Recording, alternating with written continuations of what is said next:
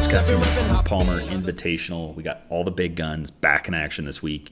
If you are new here, a new guy here, hit that like and subscribe button first. But second, this is a one-and-done golf channel. So if you like betting on golf or doing daily fantasy golf, this is definitely going to be for you. But really excited to see what the rest of the year has in store. But let's get this thing rolling. Let's get into the picks.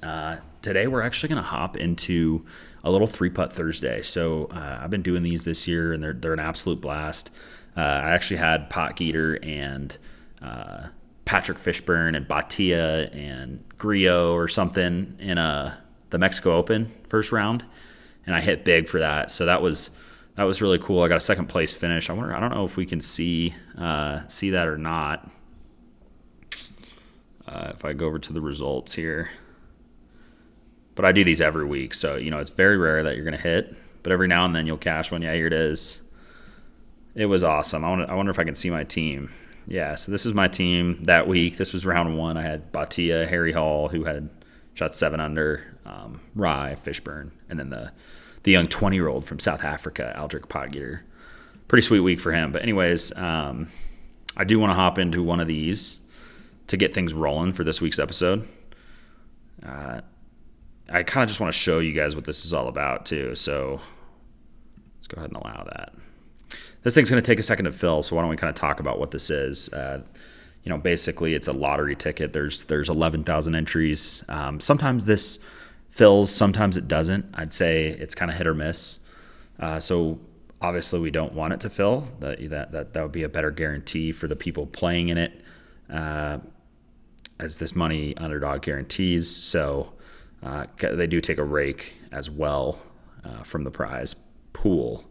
But anyways, you're getting paid out from first all the way down to 1800th. So good opportunity to at least make your money back, but a very, very slim chance to cash a big score. Pretty much have to be perfect on all 6 guys. So that's kind of what we're going to be striving for here when this thing fills up. But until that happens, new guy, we're the life of a commissioner here. This is our league here. We've got 43 entries in this one-and-done pool, and we're off to a hot start. So as you can see, the lead right now is sitting at $4.7 million. And if you don't know what one and done is, basically you're picking one guy each week, and however much money that player makes in the given tournament, that's how many points you're going to get here in our little pool. So very pivotal that you pick winners. As you can see, these top 4 guys who picked a winner this year, they have a pretty sizable lead on 5th and below. So however, that could all change this week, and we're going to get right into it. I can't wait to make a little quick pick this week. I think there's a lot of names to talk about, which we're going to get into every single one of them.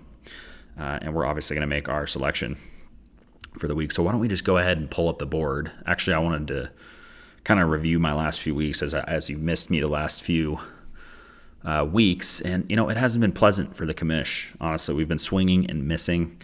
We hit Siwoo with a decent score, but really not much else here. We're struggling out the gates. We're stuck, but that's okay. The good news for us is we have a elevated event here, the Arnold Palmer Invitational. Arnold Palmer alert! Arnold Palmer alert! Who wants some Arnie Palmies? Sweetie, this one is the vodka right here. Hal, just place it down, please. Alrighty. Love this event. Absolutely fantastic. This is where Bryson had that drive over hole number 6, and he just pumped it over the water. Got super amped up and probably had like 50 yards into a par 5. So absolutely awesome hole. I'm sure Rory's going to do something similar to that this week because he's been driving the ball amazing and plays this course very well. So let's get into the picks here because there's a lot of names to go over, a lot of people to dive into, a lot of people. We're going to start right at the top of the board with Mr. Scotty Scheffler. Obviously, this is a great track for him. You're going to definitely see some guys slide his way, as it's hard not to. Look at the guy at the Arnold Palmer Alert. He might as well be lemonade and iced tea. I mean, this dude, first, fourth, first, 15th in his 4 appearances. Obviously he's been dominating golf for about 18 months now. He's going to be hard to go away from this week. I think in particular, he's really catching my eye. Obviously he's Scotty Scheffler, but it's an elevated event, and I feel like he's got to be due for at least a top 5, because I think he's had what are his recent results? He got 3rd at the Genesis actually. So I mean, he's always just kind of due. He's always lurking in the field. But the 25th at the Waste Management, obviously great result in a 156 person tournament. But for Scotty Scheffler, maybe not his best finish. But still had a ton of fireworks at that course with the hole out eagle on 10. That second shot from the bunker was awesome. A couple of nice memories there for him. And a 9th and a 1st, obviously, to close the season out last year. So he's already got 2 top 10s this year and a top 25 finish. Hard to bet against him, especially with his course history and in one and done. I'm trying to just focus mostly on one and done, and that's the strategy to taking Scotty is, if you do have any inkling of him potentially, maybe not having his best season, this is a great place to use him, because you're going to use him at some point. But if you're not feeling like he's going to win a major, or he's going to win, one of those last few events like the BMW or the Tour Championship, that type of thing, depending on how your schedule is in your one and done pool, he'd be a great use here specifically, given his track record, obviously, and that he's Scotty Scheffler. So, that's him. You can go into all the stats with him. He's obviously going to be top in approach and top in a ton of categories. So, he's going to back that up for sure. Rory, another person with immaculate course history here. As you can see here, pretty much nothing but top 10s here. A 1st and a 2nd as well. So another guy who is also just playing incredible golf. Even at the Genesis, where he legitimately could not make a single putt, getting 17th there. I mean, he's likely to come back and at least make something. I mean, you would think he's going to make 1 or 2 putts eventually. I am a little nervous that it might not be this week for him. He might continue to miss the putts for like a couple more weeks, and I'm praying that he does it at Augusta. And I know I'm going to fall into that trap. And I think, as a matter of fact, I'm going to do it in this one and done pool. I'm going to do it in the commissioner pool, which is crazy. But it's between him and Aberg for the Masters for me. And I got a couple other sneakies. But I think for this tournament, oh my God, I don't want to do it, but I might have to fade Rory. I'm really, right now, obviously we've only been through 2 names, but Scotty's going to be tough for me to pick against this week. Xander coming back, going to be fantastic to see him. He's scheduled return at the Arnie Palmy alert. Mediocre finishes here for Zan Man, but you're likely to see a little bit of rust, and probably, maybe not his best round 1 or round 2, but you never know. I mean, it is Xander. He's one of the top 5 players in the game, and he is that for a reason. So it wouldn't shock me if he goes out and has a great week. For one and done purposes, I think you kind of just have to fade him. If you do take him, I mean, there is a good chance that you get him by yourself. So, to that point, you're creating some bit of leverage, no doubt about it. Oh shoot. Okay, yeah. Oh no, yeah, we're getting close. I thought for a second our draft had filled up, but we got one more player here to hop in before we can kind of flip-flop back and forth. And actually, let me go ahead and pull up, or let me at least go through a couple guys I like in round 1. I did kind of want to talk about round one as well. And we'll get back to the one and done selection here, but why don't we actually just kind of focus in here because we only got one more person to hop in. But who knows how long that can take. It usually is pretty quick, but sometimes there's a bit of a lull. So guys in round one that I really like are Justin Thomas and Patrick Cantlay and Victor Hovland, Will Zalatoris.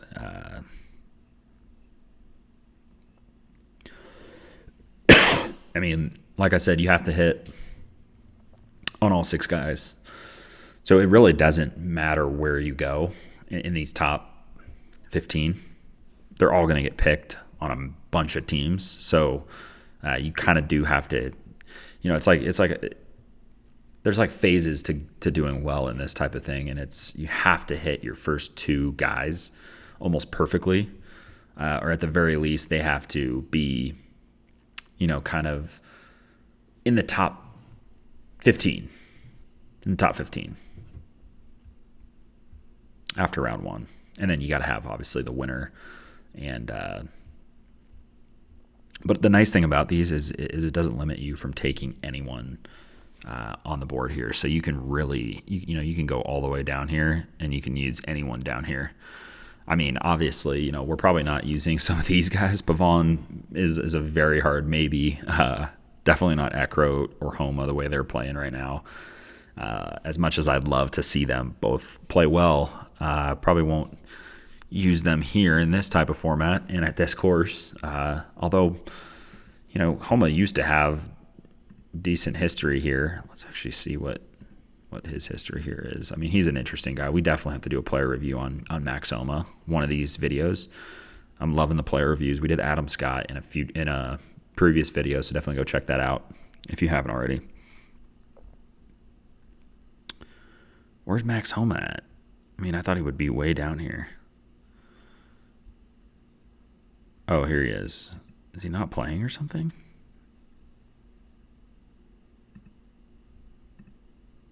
Oh, oh no, he withdrew. Like, he's played here pretty well. I mean, so I had a feeling, yeah, he did have that good course history.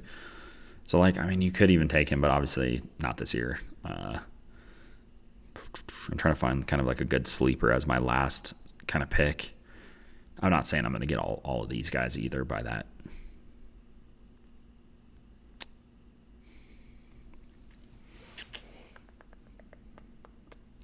Like Hadwin could be interesting for round one. I don't know his course history here at all, but he's kind of catching my eye in this range. I'm sure Hoagie will have a decent day, although he's really been struggling the last few events. Justin Rose played really well at both Pebble and the Genesis, I think. He's just a good player. Like Justin Rose, I don't hate him either as an option. I just can't. I can't do it with Eric Cole or Novak right now in this tournament, in this field. I know Novak pops off usually in round one. Like, that's kind of his thing. If you're into golf, But not this week. The short lefty, maybe. Bet on, absolutely not, ever. Joel Damon, I love this. I love the way he's been playing. Like, I really love the way he's been playing. And I've taken him on a lot of these type of things. Poston. I love me some Post, man. Like, he could be an interesting round one pick here. I think he's kind of primed to have one of his better years. So I'm interested to see actually how he starts playing in some of these bigger events. I think he definitely is playing really good golf. He just putts it really well. So the fact that he has his driver, he's hitting it a little bit further. If he could start just being a little bit more consistent tee to green, like I said, he's off the tee, he's playing well, but if he needs to get a little bit more consistent tee to green in totality, and if he does, he could be dangerous in a few of these things. A lot of fun names here. Cameron Davis is always a fun round one. I'm excited to see Highsmith off the win. Hojgaard's been playing really well. I don't know why he's projected 0. That's pretty interesting. Bridgman, good week. Denny is probably due for a bit of a bounce back. I'm still not going to go any of those guys' way this round 1. Davis Thompson, he could be pretty interesting in these. I'd be interested to see his name pop up again. Rye, Jason Day, Patrick Rogers, all guys that have played a ton of golf this year. Adam Scott, always. And Nick Dunlap as well. Cameron Young, I think I'll probably use him a few of these rounds. Maybe round 2 and round 3. I don't know if there's a cut or not this week. That might be something interesting to check out.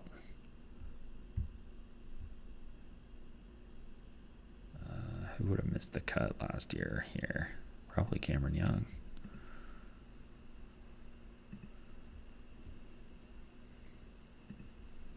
I don't think there's a cut here. Yeah, like 52nd. I think it's kind of similar to the Genesis. So while we wait for that to fill, we got some sleepers in. I'm excited to kind of rip through one of these for sure. But let's just go ahead and quit the stalling and keep getting through these names. I like a lot of what we have here. So we talked about Xander going to be a little rusty. I think, obviously if you take a step back and just focus on one and done, the guys that have won here and done well here in the past are Scotty Scheffler, Rory McIlroy, Victor Hovland, Will Zalatoris. You saw Max Homa, and when Max Homa was playing well, his approach game was unbelievable. Obviously he made some putts too, but it's the best ball strikers is kind of the theme. Now, not necessarily the best wedge players. I wouldn't consider Rory or Hovland incredible wedge players. I think Scotty obviously is very well rounded and kind of can win anywhere, so it's hard to lump him into trends just because he's so versatile and you can really use him at any course, any style of course, and similar to the likes of Rory. But Rory's always suffered from his wedge game, but he's an incredible ball striker, obviously, and that's what this course really promotes. So that's why Zalatoris, Hovland, those guys in their peak, they still are, I'm sure going to peak over time, but they're ball strikers, and that's what they do. So for me, in one and done, I'm really looking their way if you want to get sneaky, right? That's the thing about one and done is it all depends at where you're at. So for example, now we're starting to get into the time where you do kind of have to tailor your picks a little bit to where you're located in the standings and how far you are away from first. So, there's 15 guys ahead of me right now. That's 15 guys that can take Scotty and Rory, most likely. Maybe a couple of them have used Scotty or Rory at previous events this year, but it's unlikely, given we're so early in the season still. So a lot of these guys will probably choose to go that route. So that doesn't do a whole lot for me in 16th place, 3 mil back. I need to get a little creative. But the good news for me is there are a ton of guys that can compete with the likes of Rory and Scotty. And Victor may not have his best game right now, but I did really like what I saw at Pebble Beach for a few of those rounds. I think he played really well, despite the finish. You don't really see that, and obviously the miscut at the Genesis is not great either. But I did see a little flash of something. So this would be a great get right spot for him. He got second here a few years ago. He actually choked down the stretch on Sunday, but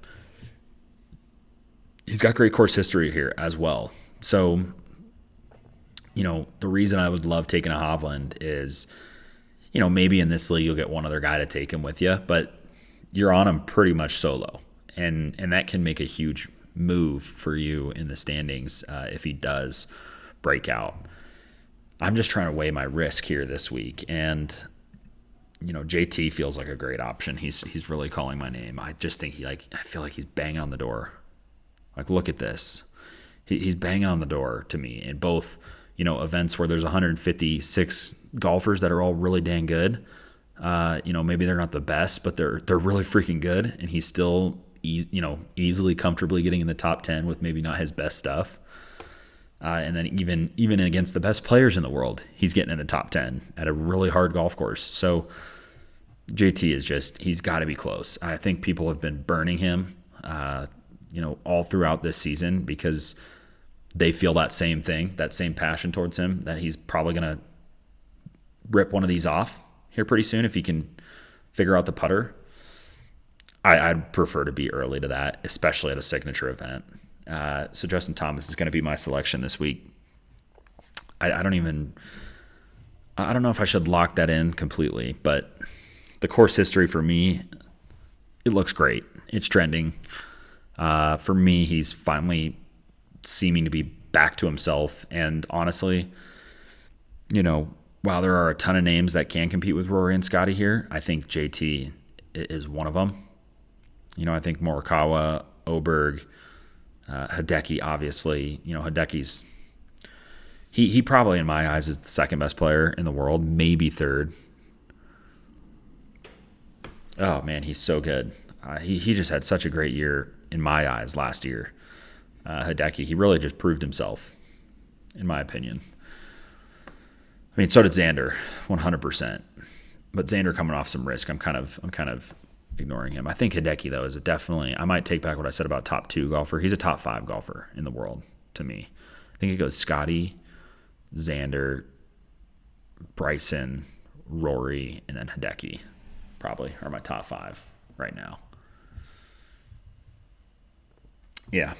I mean, that's coming off last season. Obviously, all of them won a ton. And things could change throughout this year. But JT feels like he's brinking on the something. And I want to catch him at the right time. And I feel like now is it. Let's go. Let's talk about some other dudes, though, just because I kind of want to, enlighten you on why you should pick some of these guys. Once again, this is a vibes channel, strictly one and done.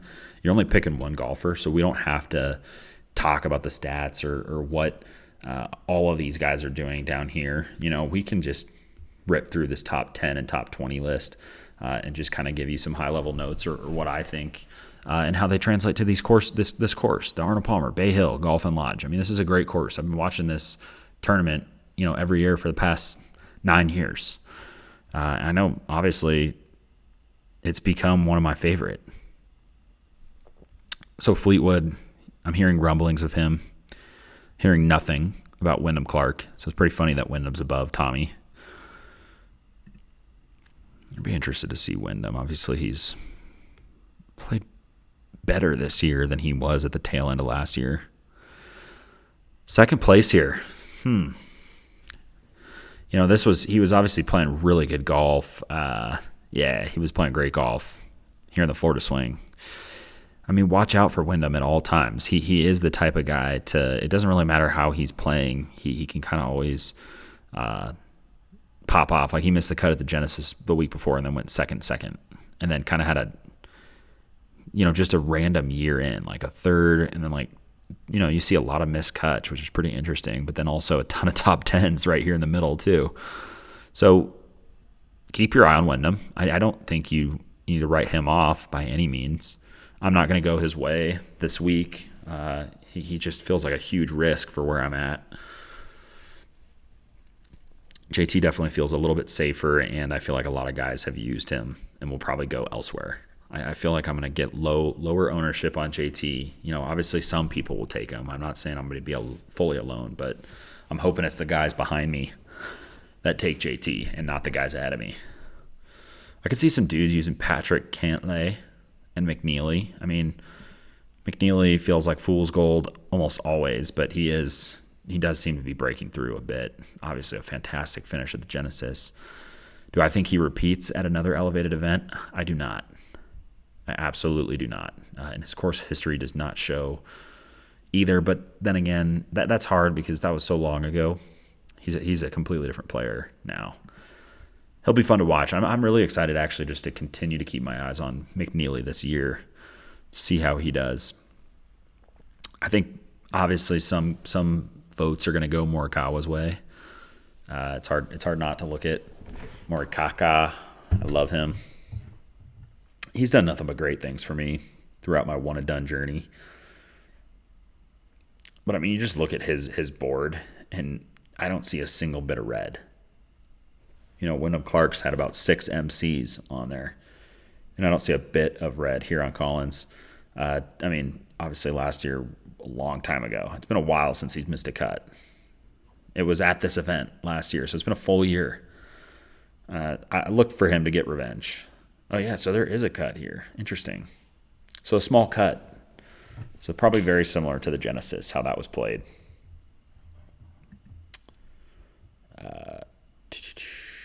So that's kind of the top 10. I mean, in terms of one and done, I think you're probably going to see mostly Scotty, Rory,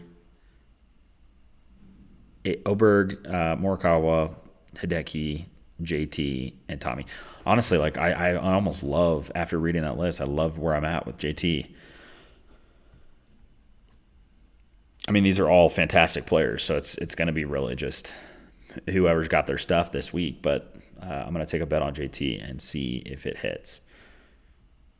Cantlay, though, I think, like I said, is another guy. Hovland would be just a really fun person to play this week. Bobby Mack, I wish I could use him every week. Let's talk about Bobby Mack. 36th forever ago at the Arnie Palmy. Up and down so far here in 2025. Had a couple decent finishes, 6th and 15th, but some not so great finishes as well. But 2 wins last year just has me intrigued with him this year and what he can do. But he's definitely a very niche type of player. You have to find the right course fit for him.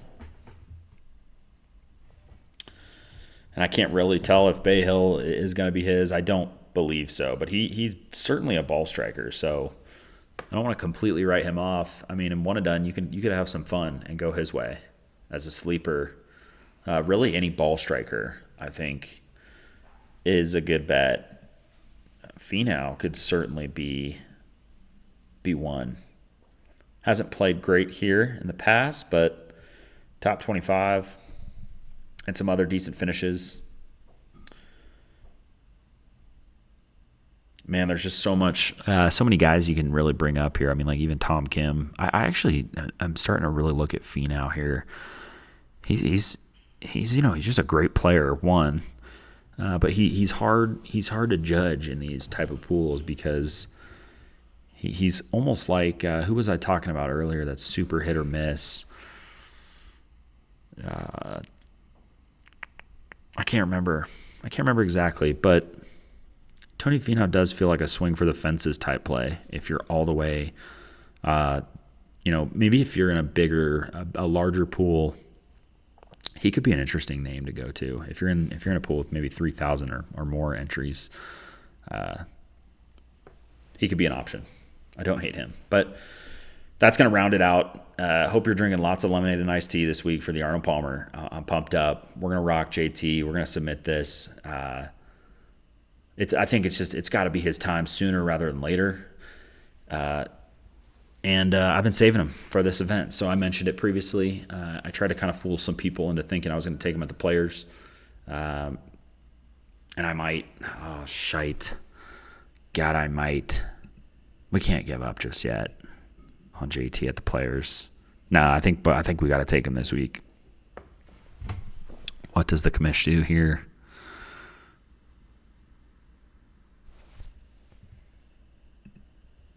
I might just go Rory and then JT at the Players. Maybe JT banks off the Players.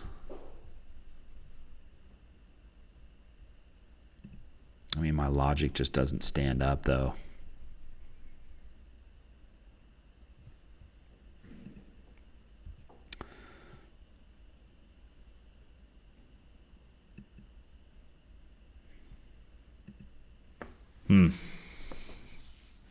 Yeah, JT's going to win the Players, unfortunately. So I'm going Rory.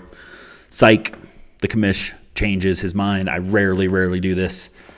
Don't love doing it. Going with the chalk of the week. I think he probably will be the most popular pick. I could be wrong, though. You never know. I mean, if I get lucky and he's not, that's great. But I'm guessing a lot of you guys out there in One and Done are going to be hammering Rory's name this week, as am I. Too hard to pass up the course history and the just the safety that he brings for a One and Done league. So I'm looking for a top 3 from him this week. And if JT wins, that's going to be tough to look back on heading into the next week. But thanks for staying tuned for this video. It looks like we picked our draft here. Let's see who we got. Oh, yeah, we actually got some decent guys. A lot of our sleepers, obviously. But the reason I kind of love that is, we'll be one of the only teams with this kind of combo of Scotty, Hovland, Hadwin, Justin Rose, Poston, and who's our last guy? Probably Cameron Davis was at the top of our board. Gosh, I wish should we hop in one? Just cause. Ethan, maybe you can edit this little portion here when you get to it, and I'll hop in one here and just start a new video.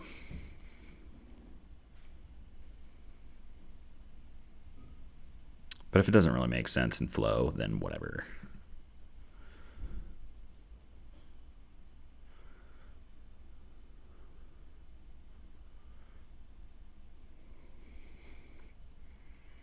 Okay.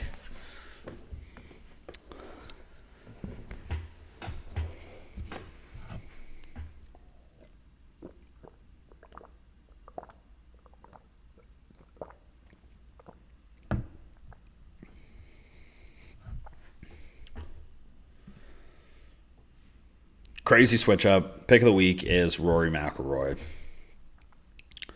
Feels like the safest option. And unfortunately, I am saving Mr. JT for the Players, which is next week. Honestly, can't believe it, guys. But I really wanted to do a little draft for you guys here in this episode, just to kind of show you and have you follow along if you want into my little team here. I'll definitely next week. I'm going to start trying doing this in the next couple weeks. I don't know how long it'll stick because I want to kind of adjust to what people end up wanting to see. I mean, really, I think I can blab about golf for days. So tell me in the comments what you guys want me to kind of talk about. I love doing player reviews, just talking about golfers' careers and how they've done up to this point. That type of thing. I'm definitely going to be doing a bunch of golf course reviews in the future in some content. Speaking on just a bunch of different courses, we'll definitely be going to a bunch of top 100 courses. My goal is to play the top 100 golf courses in the world. So I think I've done about 6 of those top 100. If I'm being exact, I've done Royal County Down, which is in Ireland. That place is immaculate. We're on the clock here. We're going to definitely be taking Justin Thomas after fading him in One and Done, and he gets selected. But good news for us is there are plenty of names. We're actually going to go Cantlay. Although Morikawa does feel pretty good. Let's go Morikawa to open up round 1. He actually, if he does play well, he's going to do it in round 1 and kind of just hold on the rest of the tournament and then be in the top 5. The good news is we've got 2 picks here. And I kind of want to go Hideki. I kind of want to go Fleetwood. Fleetwood's just flushing the ball, so let's just try him. But anyways, Roll County Down is 1. Cypress Point. Pebble now.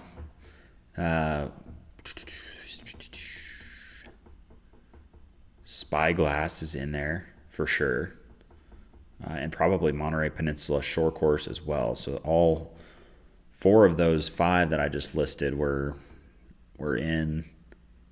I think they're all in the top 100. But we'll definitely do some golf course reviews of places I've been to and played. There's definitely a couple special places I'd love to talk about and kind of maybe go through. If I can find like a course tour or something to go through, that'd be pretty fun just to show you guys some really unique small courses that not many people really know about as well. There's actually one up in Michigan in Traverse City that's absolutely stunning, the Kingsley Club. So definitely look that up. If you haven't been there, it's magical. highly recommend it. But just a true test, obviously, of golf. A lot of really hard holes, but it's an interesting vibe as well. I really love the vibe. It just feels like, a golfer's paradise, and they take it serious out there. Like, you want to go low and shoot a good score. It's a really cool place, and the conditions are beautiful, and it's in Michigan, so it's absolutely stunning. We're back on the clock here.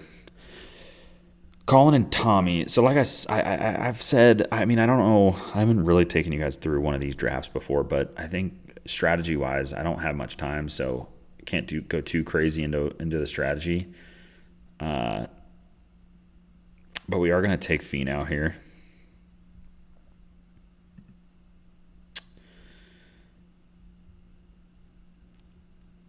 And then we're going to be back on the clock here now again. And like I said, you can kind of go down the board a bit for these last 3 picks. You want to kind of get somewhat creative and swing for the fences. So that's what I'm going to do. Grazerman with a great weekend in Florida at the Cognizant. I think he's going to have a great round 1. So we're going to take him. Here's our 4th guy.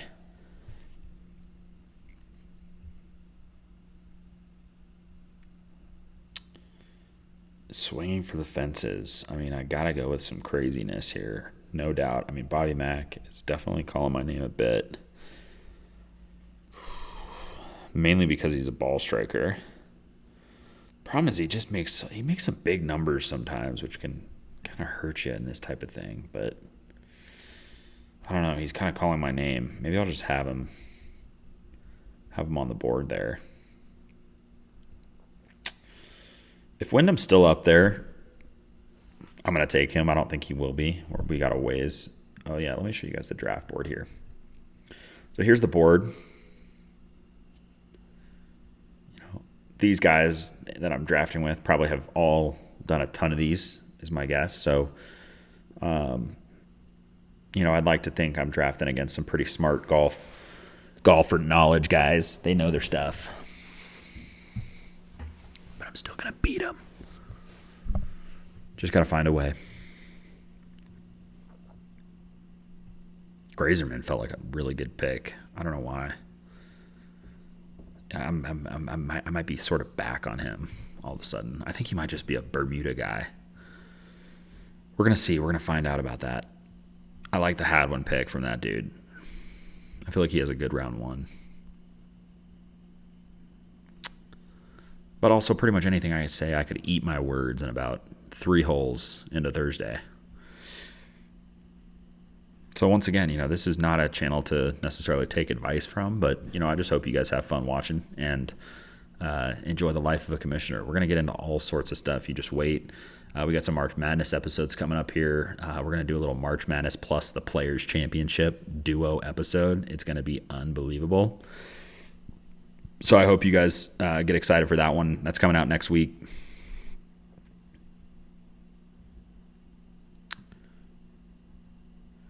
Okay, we're back on the clock here.